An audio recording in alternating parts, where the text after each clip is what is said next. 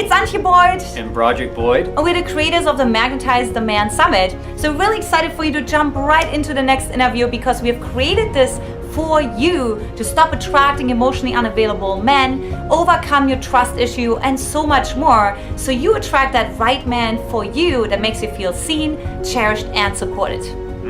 Can't wait to see you inside the interview and get you on the path to magnetizing your man once and for all. See you there. Look forward to it. Mwah! Hey, it's Antia Boyd, your fearless leader with the Magnetize the Man Summit, where single successful women learn to crack the attraction code and live their happily ever after. Well, look, the happily ever after doesn't happen before you overcome your self-sabotaging habits and learn how to fly. So that's why I invited Lieberman Wang to here today. Welcome, Lisa. Oh, I'm excited to be here. It's such an important topic that you're doing here. I'm very excited because self-sabotage is something that gets really in the way many times, and women don't take that into consideration. So let me tell you a little bit about Lisa. She's a keynote speaker, media personality, #1 best-selling author of the book Fine to Fab. She's been featured on all the prestigious television stations, including CBS, ABC, NBC, Fox, and the CW as the relationship and emotional health breakthrough expert. And many companies works with the most important relationship you will ever have, the one you have with yourself. Yeah, we're talking about self-love today, ladies. So really excited to have you, Lisa. Welcome, welcome. Thank you. And of course, I'm really wondering, what is it that made you so passionate about helping women to fly and love themselves more? Well, as always, I think we're all a product of the product first, right? And for me, that was a big piece. You know, we want these amazing relationships. We want the knight in shining armor who's going to whisk us away and we can be the princess. But we forget that there are things that we need to do first so that we can attract that person. And unfortunately, I kept finding all the toad frogs and everything else that were not very nice to me. And I realized there was a piece that was myself attracting those people, believing that I wasn't worthy or deserving, or I wasn't good enough. So I kept attracting a lot of jerks into my life. And I had spent many years hurting myself, thinking I wasn't good enough, pretty enough, smart enough, rich enough. It didn't matter how successful I was and am today. I had this story that went with it. And when I started seeing success in whatever area of my life, I found myself sabotaging it. Wow. So you see, you're pretty, you're successful, right? So it's really the inner game that we're going to talk about today, because you can have it all on the outside. So it's nothing to do with that. Absolutely. It has nothing to do with it. And I think what happens in relationships, we think that, 1 + 1 will equal 2, right? We're going to have this amazing relationship. And what I found over the years is that when you have the right person, 1 + 1 exponentially will give you 11. It's two people coming together whole, not two people coming together to make a whole. And the difference is we bring something together. So for me, it was really simple. I grew up in a traditional dysfunctional family where everybody said disparaging words. My parents didn't have an ideal relationship. So we didn't really model, what was really a great relationships. We grow up with what we know and see to be true. And when there's poor behavior growing up, we sometimes will accept it thinking that's normal. Even if we don't like it. Even if we say, I'm never going to accept that kind of behavior, it's not going to happen. But we need to know that based on human psychology, and I've been training on neuroscience and human psychology for 25 years, that, even no matter who you are, I don't care, every single human being returns to familiar. And if familiar was dysfunctional, we're going to keep finding those dysfunctional relationships, whether we saw it in our parents and they modeled it, or we created it ourselves. We'll keep finding that until we end up realizing this is not working and I need to change it. I love that you point that out, Lisa, because, people always say, even yesterday, your friend was saying, isn't it crazy how women always seek out those emotionally unavailable men? But it's like, whatever is the most alive inside our system, what you said, what's the most familiar, that's what we continue to attract over and over again. So let's talk more about that. Like, what are some of the steps that the women can start taking, and how do they know when their system is running on self-sabotaging patterns that we're going to be talking about today. Absolutely. You know, it's like you find when you keep, you know, they say insanity is doing the same thing and expecting different results. We've all heard that, Albert Einstein, right? Mm-hmm. Well, it's the same thing. When I wrote the book, and the book is Spine to Fab, and it's 7 secrets of a successful woman's journey away from depression, disordered eating, and self-sabotage. And self-sabotage was doing anything that doesn't serve you, whether it's using food or bad relationships or spending or sex or something to feel better in the moment, but it doesn't change the scenario, the situation. And at the end of the day, you find yourself beating yourself up over something. If you're in a world of should, coulda, would, and you're shooting all over yourself, then we know we're in a point of self-sabotage. Like, why are we even going back there, right? It's such a bad question to ask. And the 7 secrets of overcoming self-sabotage, I don't know we have time for 7, but I'll just point out some of the root causes of what makes us go there, okay? So the first one is our beliefs. And if you look at the word belief, there's a word in the middle of it. Do you know the word? Spell out the word belief. There's one little word in the middle. Have it? Lie. It's the lies we tell ourselves, you know? Nice. So we tell ourselves these lies, and we tell ourselves that there's no men available, or we're gonna find the knight in shining armor, or whatever the case is. So we tell ourselves lies. Beliefs are something we can't prove. Like, you know, my mother used to say money doesn't grow on trees. Well, that's not true, because they make paper out of trees. So she was wrong, you know? or there's no good men, right? I was told there's no good men. And I'm like, well, that really can't be true. I mean, not all men are bad. I heard there's only 6 and they just get around a lot. You know, it's like, right.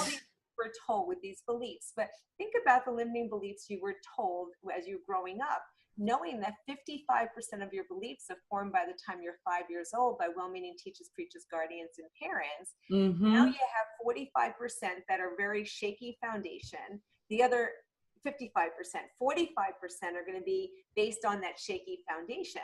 So these are the beliefs you're growing up with. So you're either going to believe you're going to have everything in the world, you're going to believe that there's limitations. It's really all, you know, relative, right?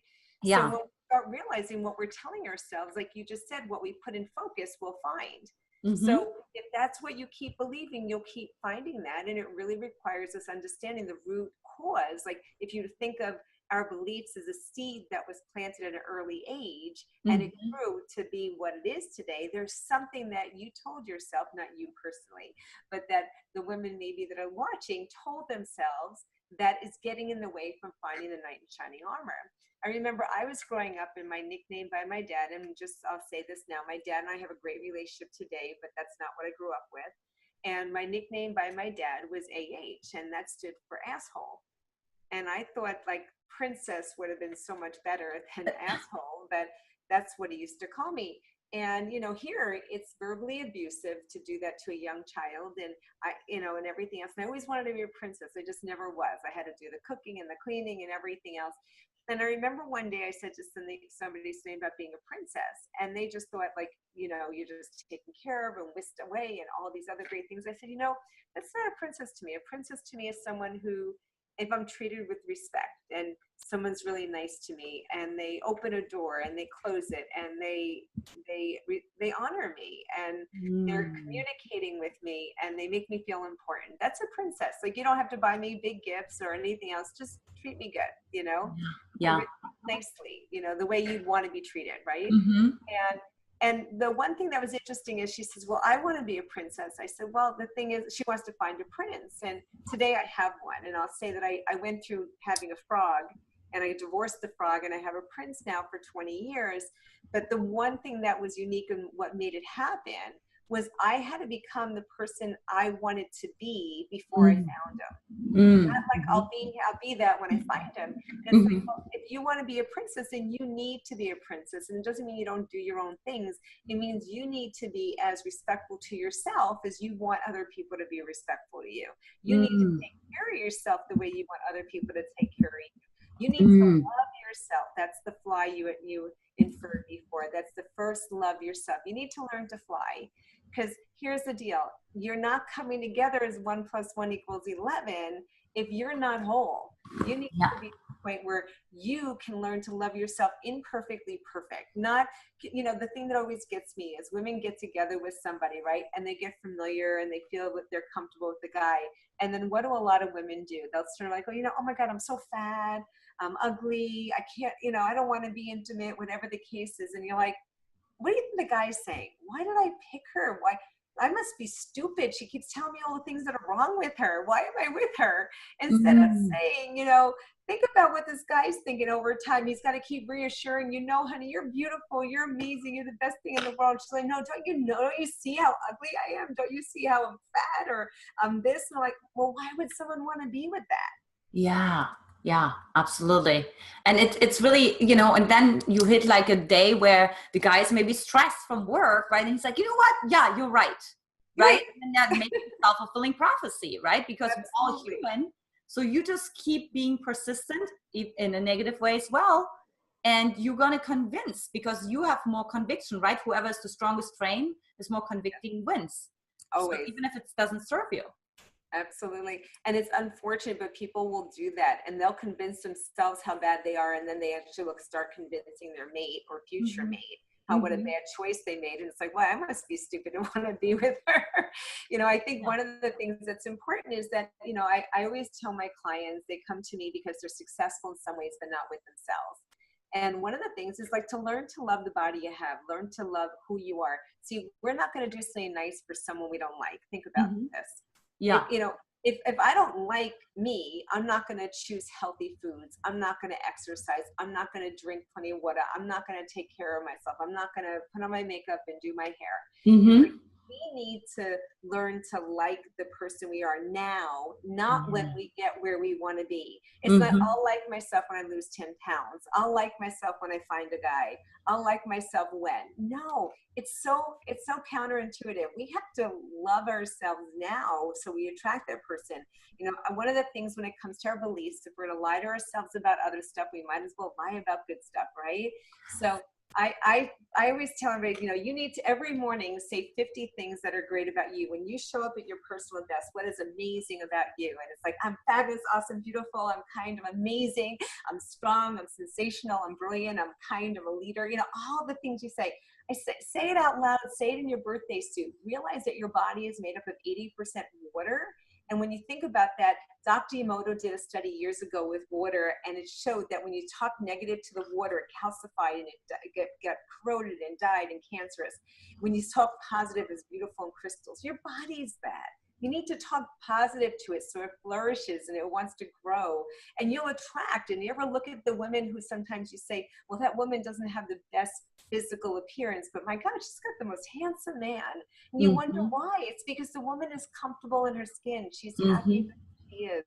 She's a joy to be with. And that's the gift that we give ourselves. So give it to yourself first. And then when you attract that guy, you're attracting someone who's attracted to the attractiveness you already like.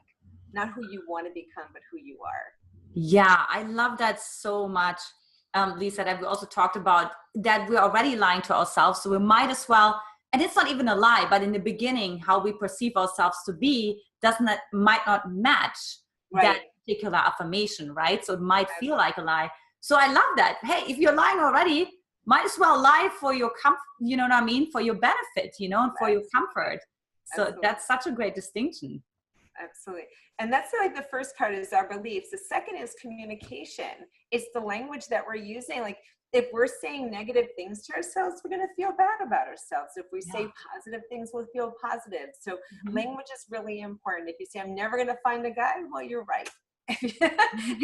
If you say, I'm going to find the best man in the world and he's going to treat me this way and I'm going to be this way and all, and then you're right too. You know, communication is really important. And a lot of times the words we use are actually the self-fulfilling prophecies you said before that will come true. Your unconscious mind doesn't know the difference from fact or fiction. So if you tell it something long enough, it believes it to be true.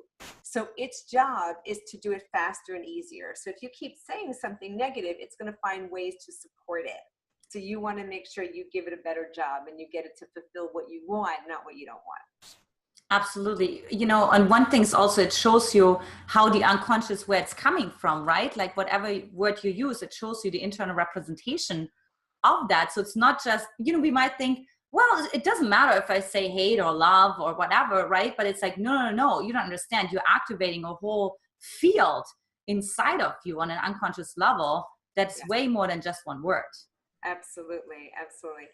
And the third route, because I didn't even get into the 7 secrets. I haven't even gotten into that. This is just the oh my goodness. This is the third one is our SHIP. And our SHIP is an acronym for our strategies, our habits, our impulses, and physiological control. It has everything to do with our unconscious mind. And it's actually where everything is pre-programmed at an early age on why we're, I want to say, reacting versus responding to circumstances. And, you know, people will think, well, I'll will myself to do things, and willpower just doesn't work. And I talk about it in the book. And why? Because we've been programmed. And if we can program computers to do what people do, we can program ourselves to do what other successful people are doing in areas we want to succeed, right? So we have to change the ship. We have to change the course in which we're driving so that we don't keep repeating history. And that actually happens with the 7 secrets to Fab, is how to change that course so that you're not repeating the stuff, and how you can start with what I already shared, but there's so much more that we can implement to become all that we want. But it starts with learning to fly. Everything starts with learning to fly. I love that. So it was strategies, habits, physical control, and what was the I again? Impulses. Impulses. That's what it was. Okay, perfect. Yes. So ladies, I hope you're taking lots of notes. I certainly do. Okay. So let's go into the secrets, right? So at least get some secrets. Okay. The rest you're going to find out later, ladies. There'll always more. So what's the first secret? The first secret is acknowledging fear and doubt. You know, it's one of those things that we're doing things and we can run around and ignore it, make believe it's not there. But until we really shine a light on it and give it its energy it needs and give it the attention it needs, we won't make the changes for it. It's almost like, I'm going to ignore it. You know, it's going to go away, but it doesn't go away. It's the big elephant that's sitting in the room. So we have to acknowledge the fear and doubt that we're dealing with. And then once we do, then we can start dissecting it and see, you know, is it true? What's really happening? Where is this coming from? What merit do we give it? All that stuff has to happen. And it's part of the journey, and it's not a judgment journey. It's not saying that, oh, why am I doing that? Or that's stupid or anything else. You know, one of the things we have to come with is the presupposition that every one of us are doing the best we can at that moment. Yes, absolutely. You know, and it's so easy to go through these processes and say, oh my God, I can't believe I did that. And I'm so smart. I wouldn't have done that. I know better and all the, but it's not about beating yourself up. It's more like, oh my God, isn't this awesome? Like, let's celebrate. Isn't this awesome that I realized that I have just been doing this and I don't have to anymore, and I get to choose.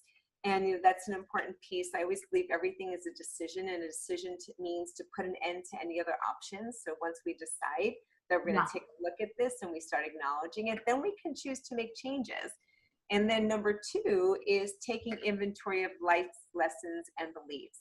And, you know, realize that, like, just like my mom would tell me, never trust a man, or all these other things, taking inventory of life's lessons, my mom had reason to say that, you know, and it was good reason for her at the time. But because she said never trust a man, I kept getting into situations that proved that to be true. So by the time I was 16, I was date raped and by an 18-year-old. And then when I was 18, an employer attacked me, and I, you know, I went through all that stuff, and we went to court and stuff for that because I was fired for reasons known to me. I got out of the room, you know, stuff like that. But taking inventory of life's lessons, well, I had reasons to think never trust a man, right? But if I was to live without those situations, which were not for any measure, anything good, and I would have generalized it and said that every man is horrible, every man stinks, well, then I could never have been with the person I'm with today. But what happened is, at the beginning, I did believe that men just weren't good, and I attracted my first husband, which is a good man but wasn't a good husband, you know, and he didn't treat me well. And then I woke up one day, I was like, Jesus, I'm expecting people to treat me good, but I'm not treating me good. Yeah. You know, and I'm now with my husband now, and I always say, I never say it's my second marriage because it implies there's a third. I always say it's my last, but we're together for 20 years now. and it's amazing, and he's phenomenal. And I believe the only reason I have him is because I was ready to receive a good man in my life. He was too easy. He was too nice. I didn't know what to do with it. I was so used to the other baloney that came in relationships. This was an effortless relationship. Yeah. But it comes from taking inventory of why do we put ourselves in those situations? What do we believe it to mean? The lies we tell ourselves. And is it true? And we need to continue to be there. And when you start taking inventory of life's lessons, you go, well, because in the past, this is what I told myself, and this is what I believed is not true, right? And to go through that. And then the third one, I don't think we have time for the whole thing, but the third one is breaking through the toxic meanings and emotions, because there's so much energy associated with staying where we are. And some might say, no, it's not true, but I'm going to tell you, if you're in an unresourceful relationship, if you're alone, if you're in an unhappy relationship, there's a reason you're there. And whether you know it or not, underlyingly, you're accepting or believing that you're supposed to be there, or you had something to do with it, or you can't get out of it, all of which are not true. All of them not true. Because we have power to change any one of those things. It's just that there's probably a fear, which people will identify as false evidence appearing real. But I believe fears are face everything and rise above it. And when we realize that that's exactly what we need to do, is just get past it, then everything can change. You know, my ex-husband used to say to me, I was stuck with him, and I said, I'll show you. And I got out. So I was like, I'm not stuck anywhere. So 8 years was enough. So this one's 20, and this will go to 50 or more, whatever it will be for a lifetime. But it was really understanding and valuing ourselves first, and then you can get that. And you know, one thing I will add on this is, I said to my husband when we met, I said, don't do anything for a day that you won't do for a lifetime. And it was, and I did end with something not so nice. I said, or I'll leave you too. But the cool part about it is he's honored that. And from the first day when he started opening doors for me to this day, 20 years later, the door's still open. And I promised him, you'll never have a pretty bride, ugly wife. And we're 20 years later, and I don't mean ugly figure, just in a Right. I mean, ugly meaning mean and angry and vindictive and all the other stuff that people do in relationships that aren't really good. It's like, you know, if you actually do what you need, what you did at the beginning, there'll never be an end. And so many people miss that. So I think that's really imperative in how we keep relationships going. Yeah, that you really want to say, you know, how a relationship starts, that's how it continues. That's how you know that you're with the right person, right? The consistency. So we have time for one more secret. I know the ladies are like, what's the next secret? I don't know which one to give you. I think I'm going to jump to number 6. I'm going to just jump over. Number 6 is stop waiting for perfection. And I think that's a really big thing. We have too many beliefs about what relationships are, and what beliefs about who we're supposed to be and who they're supposed to be and everything else. And when we wait for perfection, nothing happens. I believe we need to learn how to take imperfect action.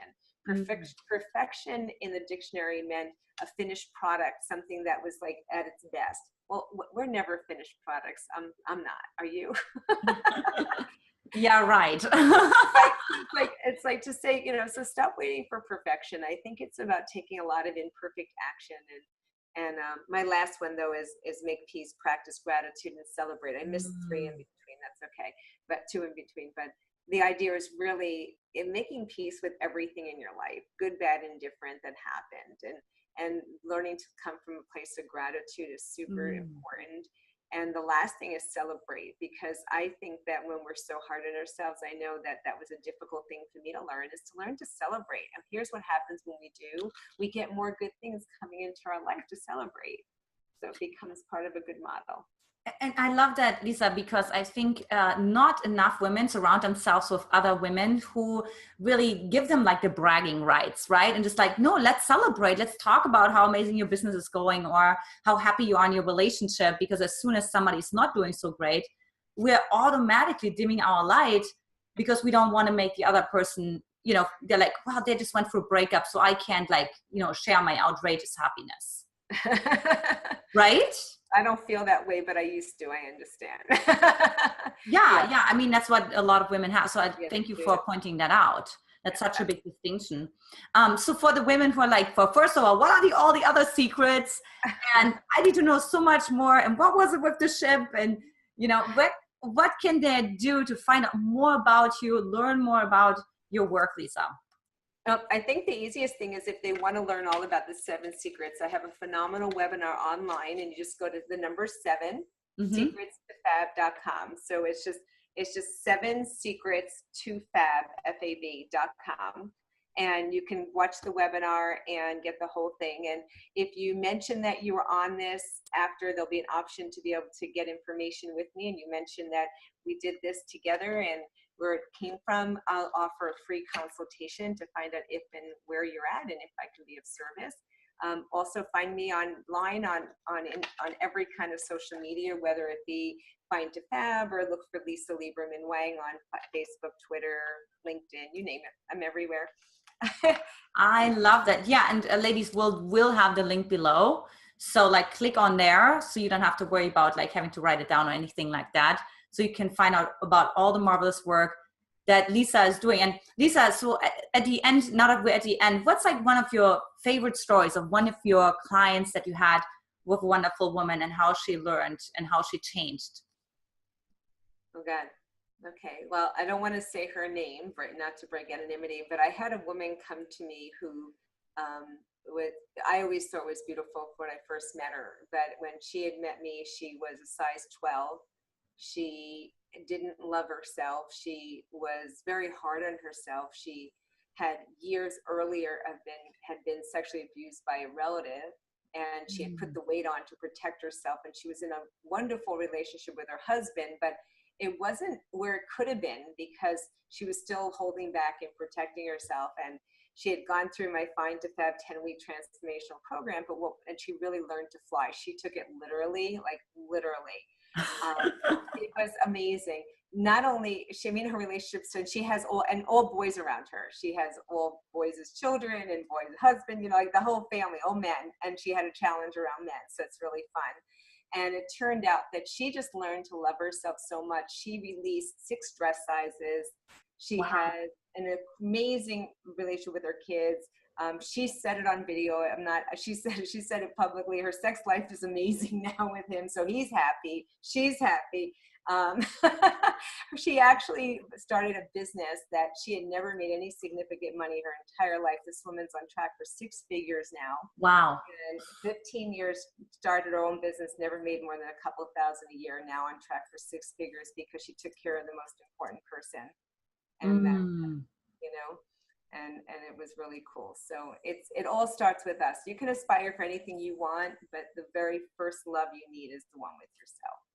Oh, I love that. Thank you for sharing that. And ladies, I hope that gives you so much inspiration. I mean, it's really so inspiring that no matter where you're at, like that you can really turn your ship around. So thank you, Lisa, for being here today. And for the ladies, I'll see you next time. Take care. Bye-bye. Was that absolutely delicious? We just love how every single expert has those juicy pieces of wisdom for you to enjoy. Look, if you want to own the entire Magnetize the Man series, we invite you to get our Magnetize the Man VIP All Access package. Not only will you own the entire video series, but also you will get our Magnetize the Man Masterclass that teaches you the 3-step formula, step by step on how to attract the right man for you. You also get some other juicy secret trainings and a one-on-one call with me where we personalize your individual journey to attract that right man for you as soon as possible. So look, to get that, click the link below that says get access now, and you get it all. Own the entire series, including all the juicy bonuses, well worth over $1,400 for nearly the fraction of the cost. All right, we will see you in the next interview. See you soon. Bye. Bye. Mwah. Mwah.